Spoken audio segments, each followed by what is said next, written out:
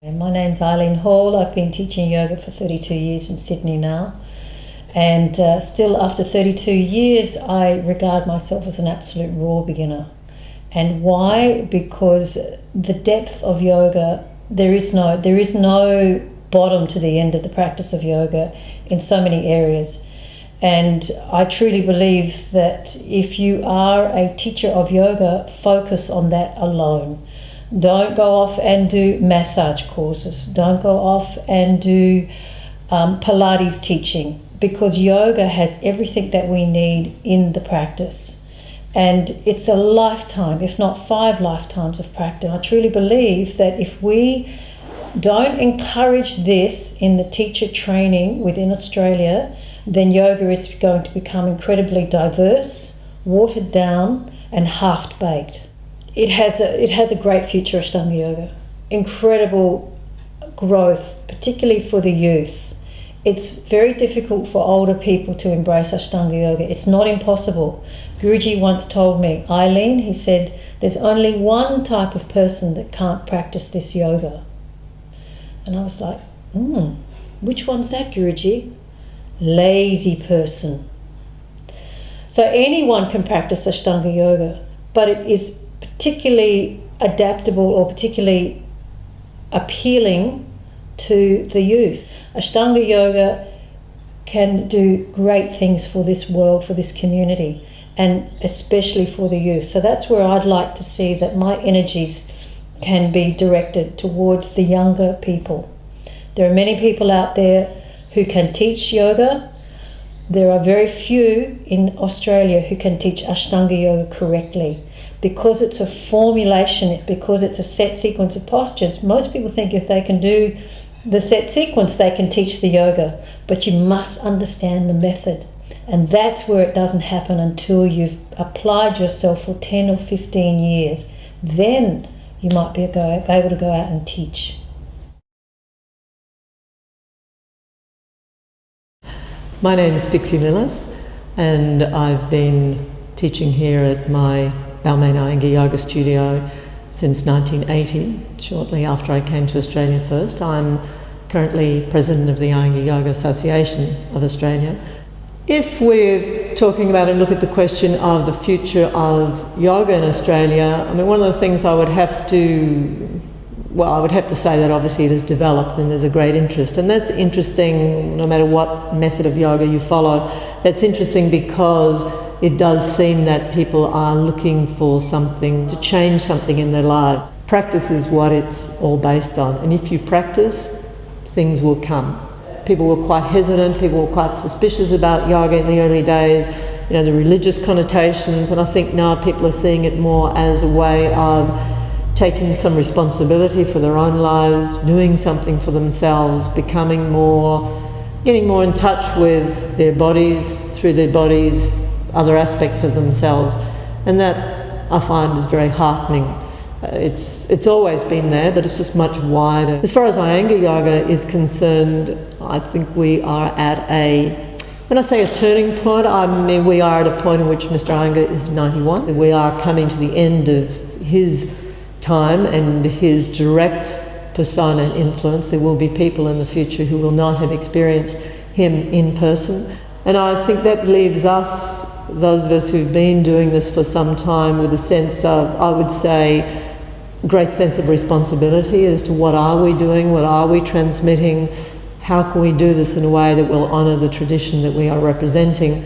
I think Iyengar Yoga is in expansion. I think yoga in Australia in general is in expansion, but I think certainly Iyengar Yoga is. So as an association, we're growing. We have 600 odd members. We have about 300 teachers, having started in 1986. So I can only see the future as being very strong. I think even though Mr. Iyengar at a certain stage, will not be physically present, I'm hoping that that line I talked earlier about, a sort of mentorship, and I think that's been true for many of us, continue to go back to Pune, and that's set up quite a system for us, I think, of continuing on. There is a very strong sense of lineage. Mr. Iyengar once said that if you have really gained a lot personally from yoga, it's almost like a moral responsibility to give something back. We fill ourselves up with yoga, and then it's almost from that overflow that we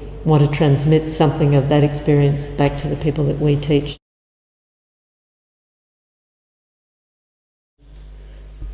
My name's Swami Kriyatma, and I've been asked to speak about my thoughts on the future of yoga in Australia.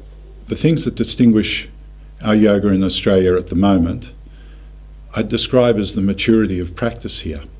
And yoga here is becoming part of the lifestyle for many people. At times, I think, and it's a bit like rainbow yoga. We've taken something from here, something from there, put it together. We haven't road tested it, but it feels worth trying. Now, sometimes that succeeds, and other times it doesn't. I see yoga progressively moving more and more into the mainstream. And the things that will bring it more and more into the mainstream is the validation of the practices through research. And we're seeing excellent and genuine research being conducted here in Australia and beyond today. I think we'll also find out what yoga is not good for. I think when one is enthused by what yoga has to offer, we tend to think that yoga will fix everything. It's certainly the case with Satyananda Yoga that research is one of our major priorities at the moment. I'm personally not so keen on the development of this area of yoga therapy where the expertise in the specific special need isn't sufficiently understood to provide that type of counsel.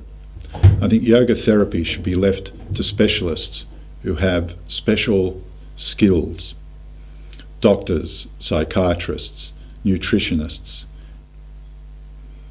There's a certain amount of fear in the West around its association with its Indian lineage.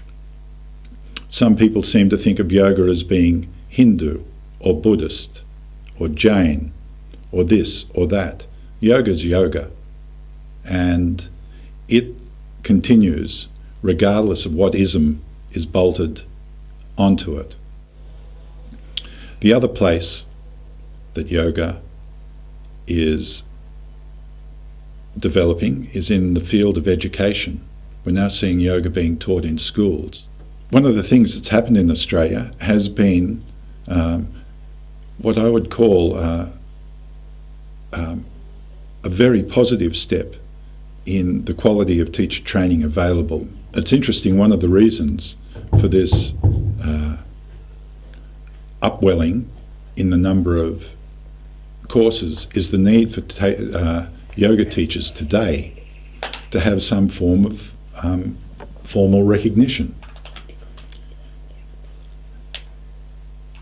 There was never in the past that need to become a formally recognised yoga teacher. For 4,000 years you haven't had to have a piece of paper to teach. That need has come, I think, from the demands of our culture. The demand in New South Wales is through litigation. Teachers are having to get professional indemnity. I think it's obliged us to become of a higher standard, and as a consequence we see people looking to gain training that has meaningful accreditation. I think this is one of the things that really distinguishes Australia, is the collaboration between the different teachers, the different organisations and the different traditions.